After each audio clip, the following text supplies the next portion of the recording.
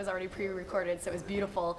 We had 8 award winners, like people who have made something out of nothing for a very long time. Yeah. We had Brian Mull there, who is like the kingpin to Gateway Jacks, helping make sure we're redeveloping downtown. So it was a lot about this idea of marrying who we are as a city, celebrating these incredible talents, and then also knowing that it was community nominated and selected. So it was the people choosing to sing the stories of these incredible individuals to champion. Okay, so I've been privy to the work that you guys have done for many years, right? I've like kept an eye on you guys. You guys do a lot of really cool stuff. But the question is, like, especially for folks at home, right? Like, why is the work of the Cultural Council important to everyday citizens here in Jacksonville? I think it's important to everyday citizens. If you're at home and you've ever thought, like, what am I going to do on a Friday night? What am I going to do on a Saturday night? Then you care about quality of life. Right. If you've ever solved a problem, you are creative. And I think it's such an important part of our DNA as people. And it also is such an economic driving impact. 5,500 people through our granting program are impacted through jobs, part-time and FTE. That's a lot of voting residents who care about the sector. Absolutely. And the volunteer hours that come in, 117,000 volunteer hours for 30 nonprofits being celebrated through our regranting program. So the Cultural Council giving back, we're not just an economic return, we're an investment in quality of life. We're something to do with your children. Educational programs. Right. We serve over 200,000 children. That's Everbank Stadium filled almost 4.5 times. Wow. That is a lot of people. That's awesome. And so we want to make sure that the next generation wants to eat, stay, and play here. But also we want to make sure that they're being cultivated into like very well-developed leaders. And the arts does that in a way that develops soft skills, critical thinking, innovation. Some of the best coders started out as musicians first. You learn how to work within structure so you can get innovative outside of it. That's amazing. It's exciting.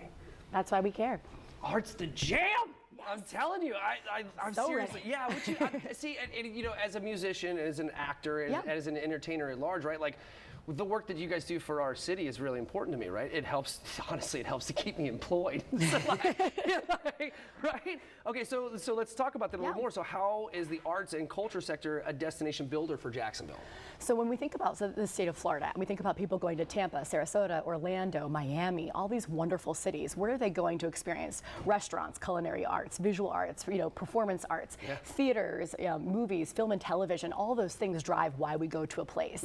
And the ecosystem and economic driving portion of what we have in just 30 nonprofits, and we see them as an enterprise, right? These are small businesses having to operate for altruistic good.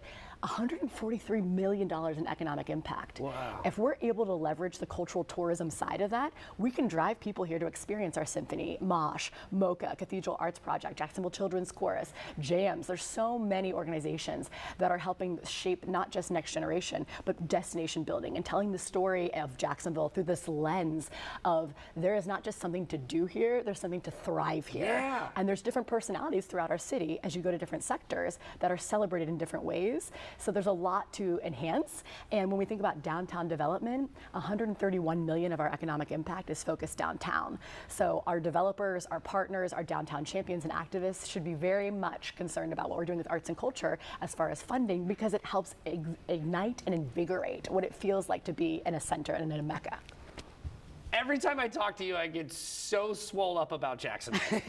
We love our city. I know, really, seriously. It's always so cool to talk to you. I get so hyped up about Jacksonville every time that you and I have an opportunity to have a conversation. So for folks at home, if they want to learn more about the Cultural Council or anything that you guys do, where do we send them? Culturalcouncil.org. And budget season's around the corner, and it's really important that we leverage public and private dollars. So as we're championing this regranting process for all these incredible organizations, just thanking our mayor, thanking our city council members, thanking them for investing in the future of Jacksonville and future-proofing us to have somewhere to eat, stay, and play. I love it. Thank you so very much, Diana. Thank you so much. Good to talk to you again. All right, guys, stick around. We'll be right back.